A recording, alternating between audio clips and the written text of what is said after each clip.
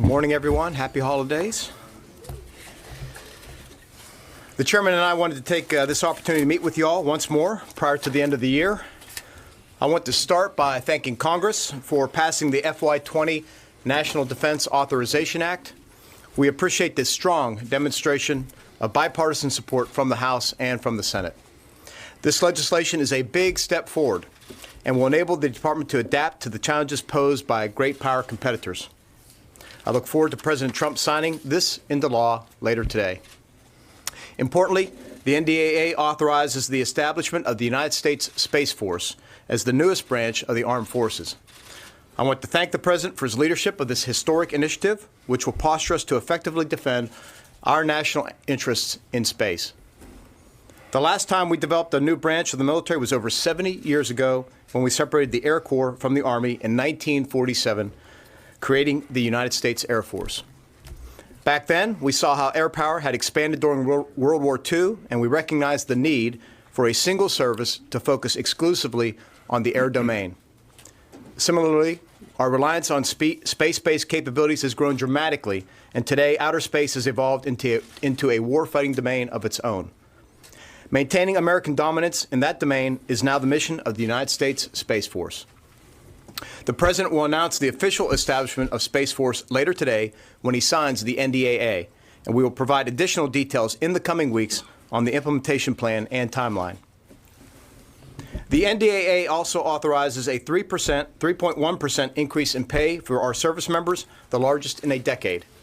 This is a well-deserved pay raise for the men and women of the military who continue to make great sacrifices for the nation as they stand watch all over the world to protect America. It will also help ensure that we continue to recruit our country's best talent into the armed forces. Additionally, there are a number of important provisions directed towards one of my top priorities, taking care of military families. These include programs to offset the costs of acquiring professional licenses for military spouses, reforms to on-based privatized housing, and efforts to increase child care capacity on military installations. These are all very important to the readiness of the force and follow through on our commitment to take care of our service members and their families. I also want to thank Congress for passing an appropriations bill before the end of the year. As I've said many times, continuing resolutions cause great harm to military readiness and reduce our ability to compete with China and Russia. We're looking forward to beginning a number of important modernization programs in areas such as hypersonic weapons, artificial intelligence, and directed energy that have been held back because of the CR. As we close out 2019, I'm happy with the progress we have made towards implementing the National Defense Strategy this year. I personally have traveled to the Indo-Pacific, our top priority, twice since coming into office to meet with several of our strongest allies, as well as some of our newest partners. And earlier this week, Secretary Pompeo and I held our second ever 2+2 ministerial with our counterparts from India, where we built upon our growing strategic partnership. Additionally, our transatlantic alliance with NATO is on the right trajectory following the leaders' meeting that occurred earlier this month. We have consistently pushed our NATO allies to contribute more to our shared security, and many of them have responded with greater contributions to defense spending and an improved focus on warfighting readiness. This is resulting in a stronger, more capable NATO alliance. As I've said before, we must deal with the world we live in, not the one we want. As we focus on long-term competition, China and Russia will not lose sight of our national security interests in the Middle East. Our troops deployed throughout the region continue to do great work to ensure ISIS remains defeated and to deter further Iranian aggression. I want to thank all of our service members around the world, especially those who are in harm's way, for their service far away from home over the holiday season. Finally, I want to reemphasize the Department's commitment to continued reforms as we enter the new year. Our defense-wide review has netted over $5 billion in savings. As we expand this process beyond the Fourth Estate to other parts of the Department, we will continue to free up resources to invest back into our top priorities. With that, I look forward to taking a few of your questions, but first, I'd ask the Chairman to make any opening comments. Thank you. Hey, good morning to everybody, and thanks, Mr. Secretary. Happy holidays to all, and appreciate the opportunity to do this on a frequent basis, trying to do it on a monthly basis, and hopefully it's effective for all of you and for us to transmit what we do to the American people as well. In November, I visited Indo-Pacific Command and Central Command areas of responsibility to meet with my counterparts and various ministerial officials and allied and partner nations. Our military-to-military relationship in both regions remains very strong, and it's essential to continue our efforts to maintain great power peace in an era of return to great power competition and to continue our collective efforts to fight against terrorism. This week, I met with my Russian counterpart that you may realize is General Gerasimov. I met with him in Bern, Switzerland. We discussed Syria, strategic stability, and a variety of other operational strategic issues to enhance our deconfliction, improve our understanding, and reduce risk between our two militaries. I conducted my first discussion with, as a chairman with my counterpart in China, General Li, and over the phone we renewed a relationship that was established while I was Chief of Staff of the Army, and he was the head of the PLA Ground Forces. I'm looking forward to meeting with my NATO counterpart shortly in our semi-annual gathering over in Europe after the first of the year. And to echo the Secretary, I'm looking forward to signing ceremony later today for the FY20 NDAA. I have also authorized, or it will authorize, the Joint Force to receive additional resources needed to maintain the priorities of the Department and the priorities of the Joint Force of readiness, reform, increasing lethality, and building our allies and partners' relationships. Before we look forward to 2020, though, I think it's important that we all take a moment and reflect on the contributions of our men and women in uniform around the world today on freedom's frontier. And whether they're in the air or on the sea or on watch on the ground, it doesn't matter where they are. They're all doing great work to maintain the freedoms of our Constitution and the American way of life. They represent, in my view, the best of America, of our values, and they and their families have our deepest gratitude and respect as we enjoy the freedoms that they provide to us with their service and sacrifice. And Secretary Esper and I are very happy to take your questions at this time.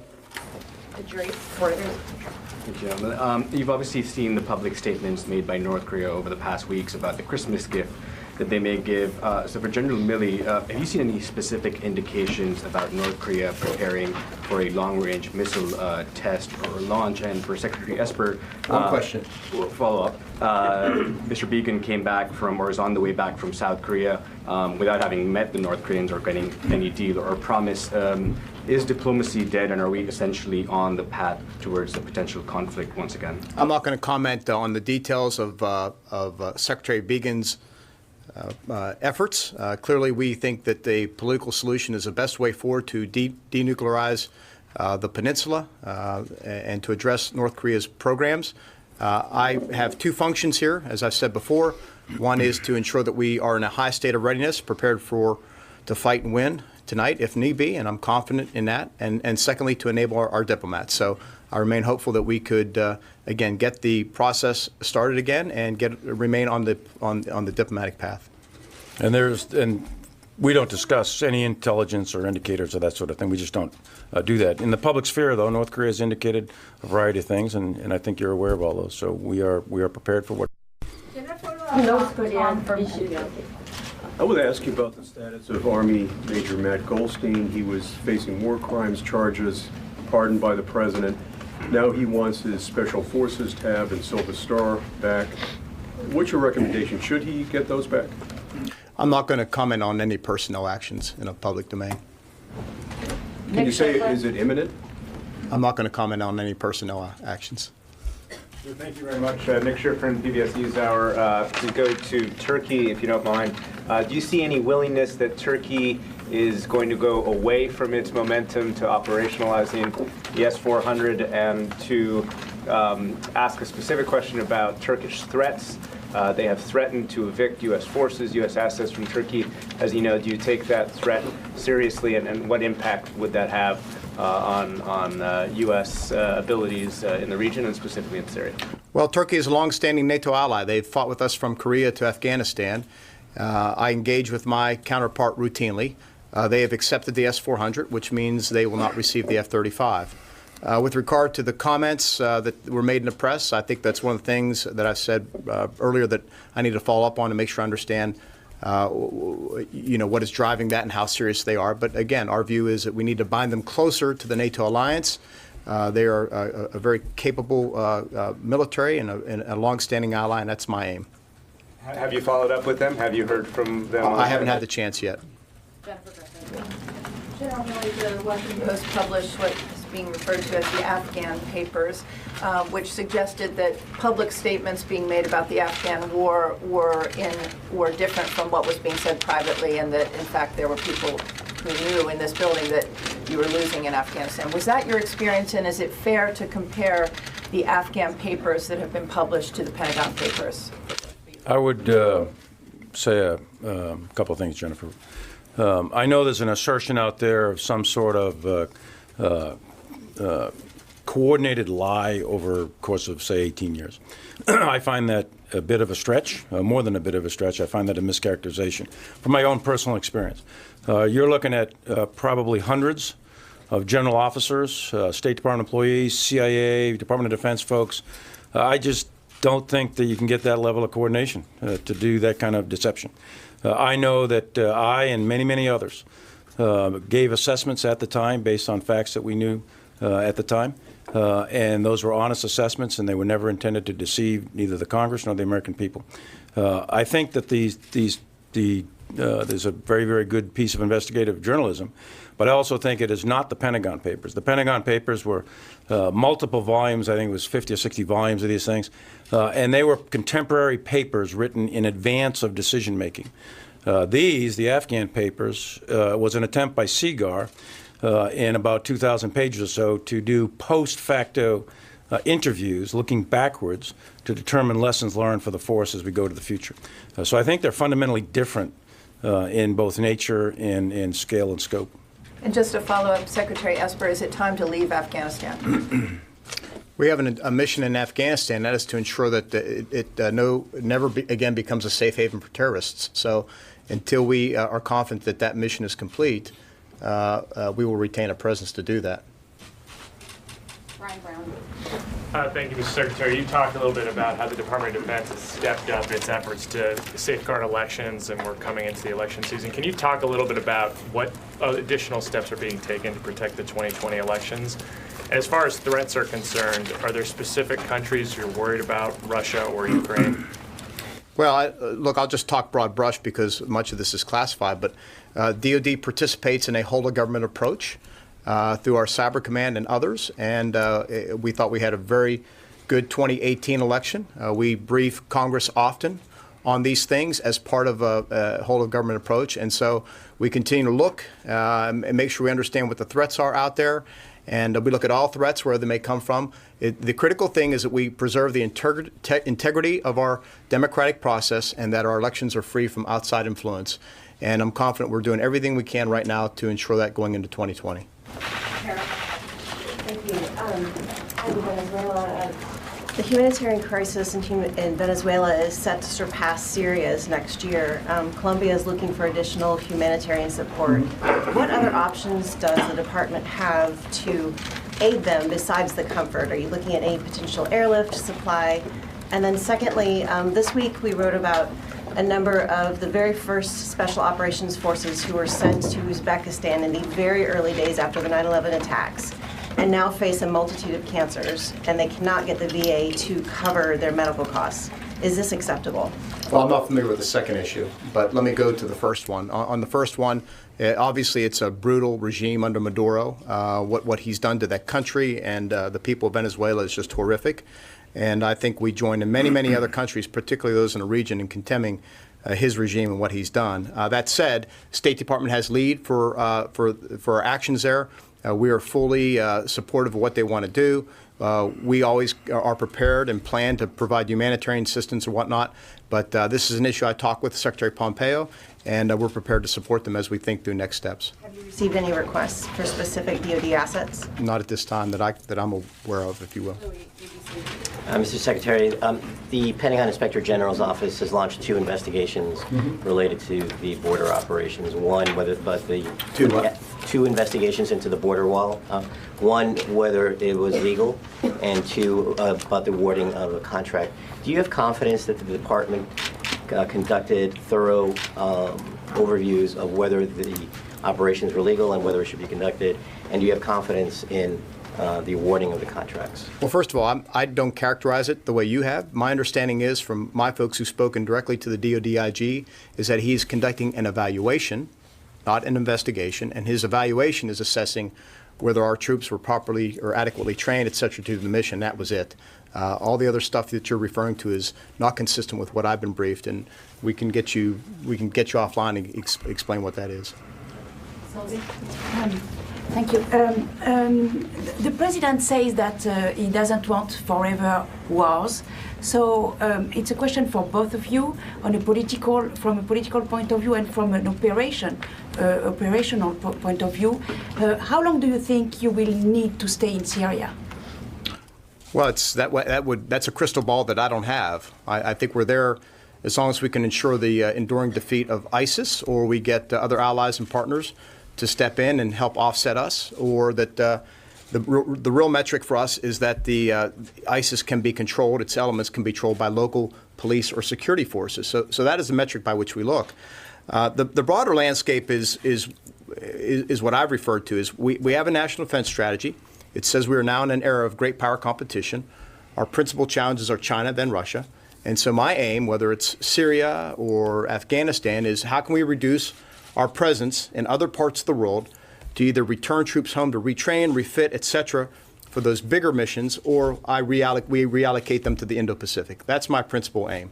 So you think in terms of months, years? It depends on, you mean in terms of where troops are? Yeah. I think all the situations are different, right? And General Milley? I would say that none of us want forever wars. Mostly those of us in uniform who serve in these wars and have taken care of our wounded and buried our dead. So none of us want forever wars.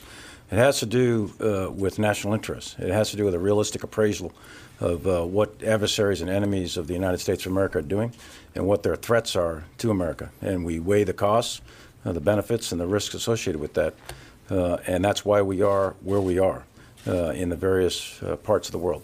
Specifically with respect to Syria, we are there to ensure the enduring defeat of ISIS. And when that condition is met, then I think the President will be apprised of that, and then at that point we'll probably come out. Thank you. Good morning, sir. Happy holidays. A year ago at the Army-Navy game, President Trump announced that he would nominate you, General, to be in your present position. And since that year has ensued, both of you have assumed your current jobs. Looking back on that year, how would you characterize it for the Defense Department and the Pentagon? A lot of surprises, a lot of steadiness. I would like to hear from both of you, if you don't mind, how you would look at the year and the roles that you inherited in that past year. He can't escape me, and I can't escape him for some. Well, for me, I mean, it's deeply humbling, and it's an honor to have been nominated and then confirmed. And spent my final year as the Chief of Staff of the Army, focusing on the Army's business. And then a month or two in preparation specifically for this job. Had a very, very long professional and personal relationship with General Dunford, my predecessor, and we did a very professional handoff. So that's how I spent the year. So, sir? Look, to me, I had a great pleasure working with Chairman Dunford before I assumed this position, and then certainly after. And I think the transition between he and Chairman Milley has been seamless. And of course, Chairman and I come together after having a lot of time together at the Army, so it's been relatively seamless in that regard as well. I think we have strong teams across the department now in each of the departments. And last night we got 3 more senior DOD officials confirmed, so it's good to have that. We have more in the pipeline at various pieces. So, but the constant churn it happens. It's the nature of these jobs. They're demanding jobs. They burn people out very quickly, and so it's something you have to continue to deal with. But I think we have a strong team. Happy with the commanders we have out in the field as well. So everything looks good. Secretary Esper, I just want to follow up on Louis' question on the border, because I happen to have the letter on this, and it does talk specifically about the use of military personnel on the border. The request was specifically whether there could be a potential violation of posse comitatus and how they interact with the DHS professionals there. So I just want to ask again, do you have any concern that the active duty U.S. troops who are working on the border could be in any way violating posse comitatus, as this evaluation, as you called it, might find? And then General Milley, I just want to follow up one more time on North Korea. I know you don't want to talk about intelligence, obviously, but they do seem to be telegraphing that there could be an ICBM launch. And I'm just curious, when you talk about being ready and everything, have you increased your readiness level? Is there a belief or a concern that they will actually do something, or is this rhetoric, do you think? So the first thing, I don't have any concerns that they're violating posse comitatus in any way, shape, or form.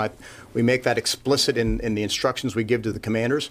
That said, let's see where the evaluation goes. And you learn things in terms of evaluations. I don't shy away from them. And if we learn something, then we will improve our training. That's, I'm used to that. That's we'll just see where it goes. But in terms of the orders, the instructions, the communications I've had with our commanders, I feel fairly confident, but we'll see where it goes.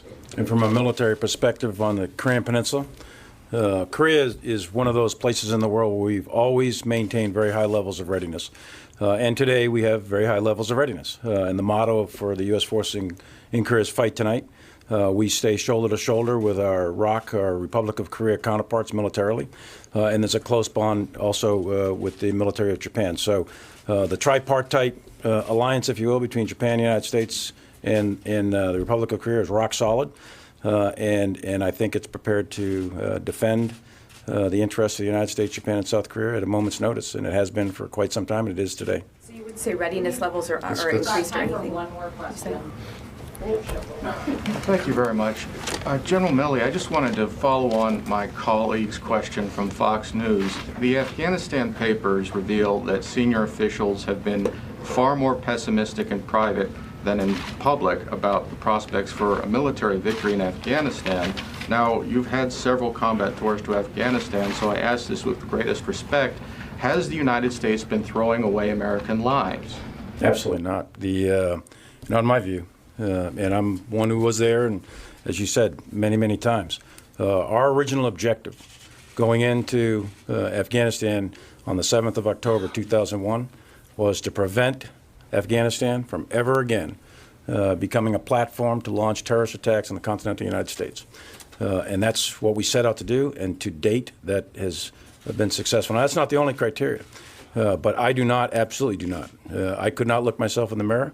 I couldn't answer myself at 2 or 3 in the morning when my eyes pop open and see the dead roll in front of my eyes. So no, I don't think anyone has died in vain per se. As far as military victory, for years we have clearly stated that there's not going to be a rational, reasonable chance of a military victory against the Taliban or the insurgency, something like signing the surrender documents on the USS Missouri in Tokyo Bay.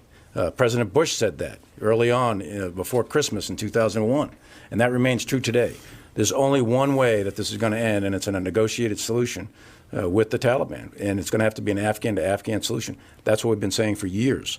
Militarily, this has been at a state of strategic stalemate, if you will, where the Taliban cannot defeat militarily the regime, the government of Kabul, so long as the United States and its allies maintain some degree of military support. And the regime is not going to militarily defeat the Taliban or the various other groups over there militarily, so long as they have sanctuary in Pakistan and then they have some small degree of popularity amongst the people, which is rated at about 10 to 15% or so in some of the rural areas. So this is a very difficult, complicated situation. But at the base of it, for the United States of America, it has to do with our vital national security interest to protect our people. And our soldiers, sailors, airmen, and Marines who have given their lives in Afghanistan have not given their lives in vain, in my view. I'd just add, before we wrap up here, and say this much. For 18 years now, the media has been over there. Many of you have traveled multiple times. The Congress has been there multiple times. I was probably on the first congressional delegation to go there in the fall of 2001 and had traveled there multiple times after that. We've had the SIGAR there. We've had IGs there. This has been a very transparent. It's not like this war was hiding somewhere and now all of a sudden that there's been a revelation. So I think between all the folks looking at this conflict over the years, some type of insinuation that there's been this large-scale conspiracy is just, to me, ridiculous. And I certainly echo the chairman's comments on that front. You guys have been reporting this. Many of you have been over there. You know, you've talked to the commanders. There have been congressional hearings. We can go all the way back to day one. So history will continue to evaluate this war, and it will be looked upon for decades from now. Okay, thank you all. Have a happy holidays.